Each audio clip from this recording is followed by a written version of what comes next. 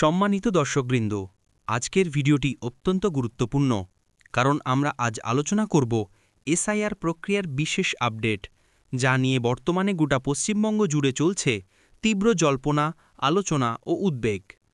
নির্বাচন কমিশন কিছুদিনের মধ্যেই শুরু করতে চলেছে এক বড় অভিযান, যার নাম এসআইআর বা স্পেশালস ইন্টেন্সিভ রিভিশন।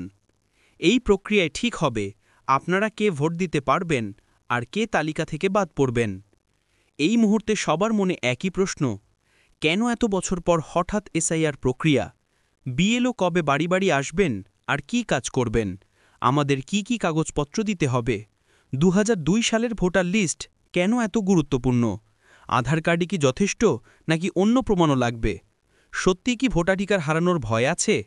এটা কি এনআরসির মতো কিছু, না সম্পূর্ণ আলাদা? সাধারণ মানুষ হিসেবে আমরা কিভাবে প্রস্তুত থাকব? এই ভিডিওতেই সব প্রশ্নের সহজ ও স্পষ্ট উত্তর পাবেন, কারণ আপনারা দেখছেন অনলাইন ই-সার্ভিস গাইড।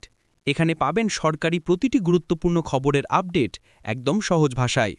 তাই একটুও স্কিপ করবেন না, শেষ পর্যন্ত দেখুন, কারণ ভিডিও শেষ হলে আপনি পুরো বিষয়টা একদম পরিষ্কার বুঝে যাবেন। সবার আগে এটা আপনার ভোটাধিকার, আপনার পরিচয়। চলুন এবারে শুরু করা যাক। দীর্ঘ 23 বছর পর এমন একটি বড় সংশোধন অভিযান শুরু হতে চলেছে রাজ্যে। নির্বাচন কমিশনের নির্দেশ অনুযায়ী এই প্রক্রিয়ায় প্রতিটি ভোটারের নাগরিকত্ব, ঠিকানা ও পরিচয় নতুন করে যাচাই করা হবে। যারা ইতিমধ্যেই ভোটার তালিকায় আছেন তাদের নাম, বয়স, ঠিকানা, ফটো ও লিঙ্গ সম্পর্কিত তথ্য পুনরায় যাচাই করা হবে। অন্যদিকে যাদের নাম এখনও তালিকায় নেই তাদের জন্য এই সময় নতুনভাবে নাম তোলার সুযোগ থাকবে।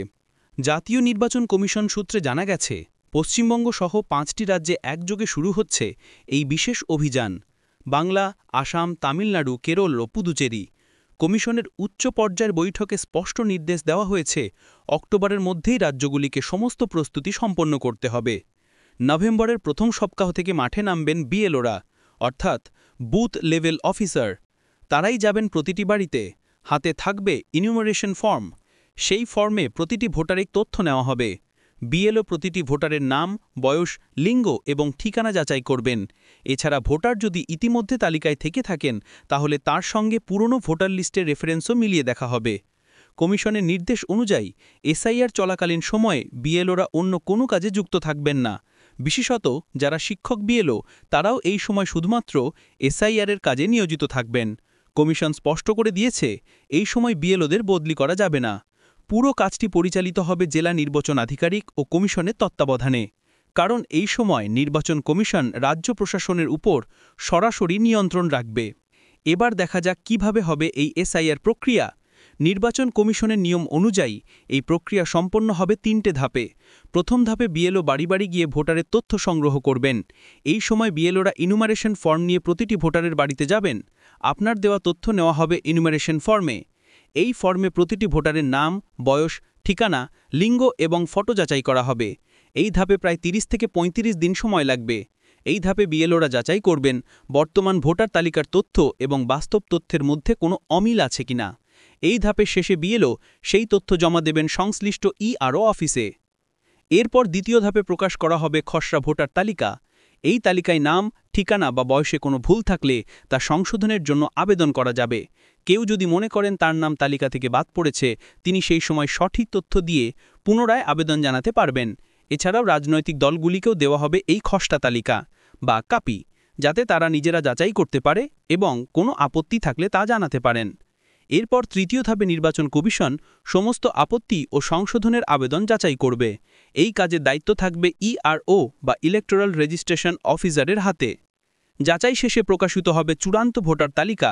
সেটাই হবে রাজ্যের পরবর্তী নির্বাচন পরিচালনার ভিত্তি। এখানে নির্বাচন কমিশনের উদ্দেশ্য স্পষ্ট: ভোটার তালিকায় থাকা সমস্ত ভুয়ো নাম বাদ দেওয়া, মৃত ভোটারদের নাম সরিয়ে ফেলা এবং যেসব নাম একাধিক কেন্দ্রে আছে সেগুলি মুছে ফেলা। পাশাপাশি যেসব প্রকৃত নাগরিক এখনও ভোটার তালিকায় নাম তুলতে পারেননি তাদের অন্তর্ভুক্ত করা হবে। অর্থাৎ এই এসআইআর একদিকে যেমন ভুয়ো ভোটারদের নাম বাদ দেবে, অন্যদিকে নতুন প্রকৃত ভোটারদের অন্তর্ভুক্ত করবে। এই নিয়ে কমিশনের স্পষ্ট বক্তব্য: গত কয়েক বছরে দেখা গেছে বহু ক্ষেত্রে একই ব্যক্তির নাম 2 বা তার বেশি জায়গায় রয়েছে। অনেক মৃত ভোটারের নামও এখনও তালিকায় রয়েছে। আবার বহু নাগরিক অভিযোগ করেছেন যে তাদের নাম হঠাৎ করেই ভোটার তালিকা থেকে মুছে গেছে। এসব সমস্যার স্থায়ী সমাধান আনতেই এই এসআইআর প্রক্রিয়া। সূত্রের খবর, এই অভিযানের সময় রাজ্যের প্রায় 7,65,00,000 ভোটারের প্রত্যেকের জন্য তৈরি করা হবে 2টি করে ইনুমারেশন ফর্ম, অর্থাৎ মোট প্রায় 15 কোটিরও বেশি ফর্ম ছাপানো হবে। প্রতিটি বিএলও গড়ে 1200 থেকে 1400 ভোটারের দায়িত্বে থাকবেন। বিএলওদের হাতে থাকবে ট্যাবলেট বা মোবাইল অ্যাপ, যাতে তথ্য সরাসরি ডিজিটালভাবে আপডেট করা যায়। তবে যদি কোনো ব্যক্তি সেই সময় বাড়িতে না থাকে, এই ক্ষেত্রে তার পরিবারের লোক তার হয়ে ইনুমারেশন ফর্ম জমা দিতে পারবেন।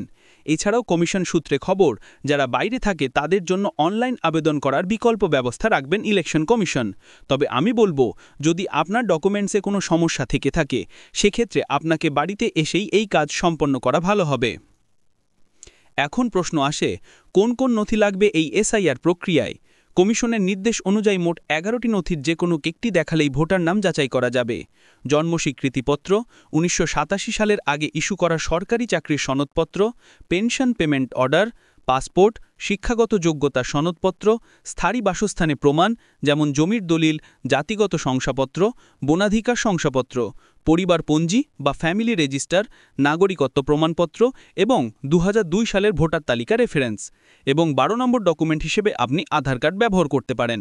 যদিও আধার কার্ড সরাসরি ব্যবহার করতে পারবেন না, তবে সহায়ক ডকুমেন্ট হিসেবে আপনি আধার কার্ডকে ব্যবহার করতে পারবেন। কমিশন জানিয়েছে, এই তালিকার বাইরে কোনো নথির প্রয়োজন নেই। সবচেয়ে বড় স্বস্তির বিষয় হলো, যদি 2002 সালে ভোটার তালিকায় আপনার পরিবারের কারো নাম থাকে, যেমন আপনার বাবা বা মা, এমনকি যদি দাদু অর্থাৎ বাবার বাবার নাম থাকে, তাহলেও সেই রেফারেন্স দিলেই চলবে। আলাদা করে নাগরিকত্ব প্রমাণের দরকার নেই। এক্ষেত্রে শুধু আপনাকে প্রমাণ করতে হবে যে 2002 সালের ভোটার তালিকায় থাকা ব্যক্তি আপনার বাবা মা বা দাদু। অর্থাৎ 2002 সালের ভোটার তালিকা এখন নাগরিকত্ব প্রমাণের সবচেয়ে বড় দলিল হয়ে উঠেছে।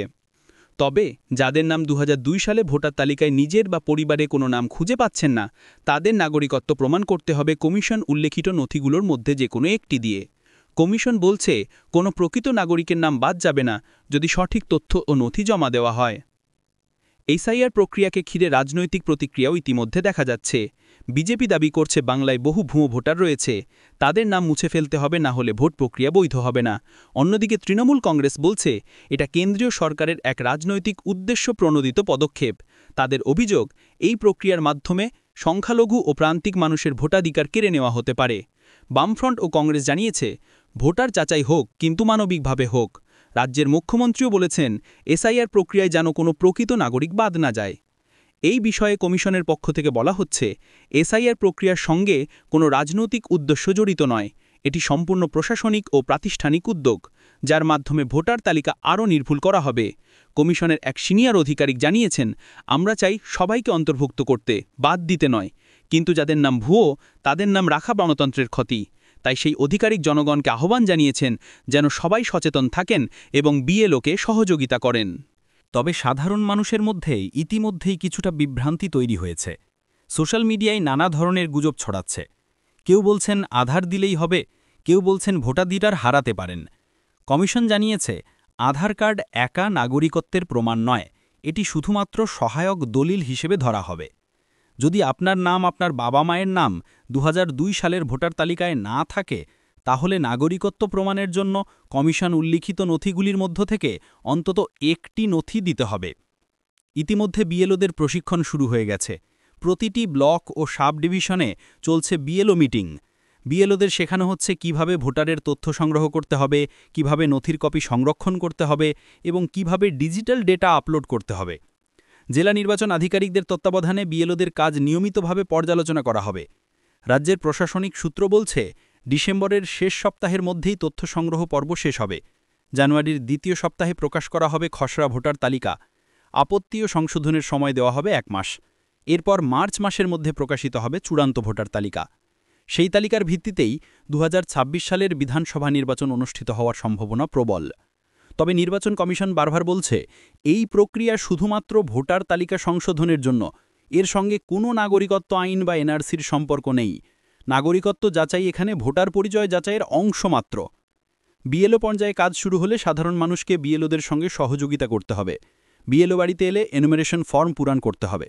বিএলও নিজের কাছে একটি কপি রাখবেন এবং একটি ভোটারের কাছে থাকবে। কমিশন বলছে, এই ফর্ম সঠিকভাবে পূরণ না হলে ভোটারদের নাম বাদ যাওয়ার সম্ভাবনা থাকবে।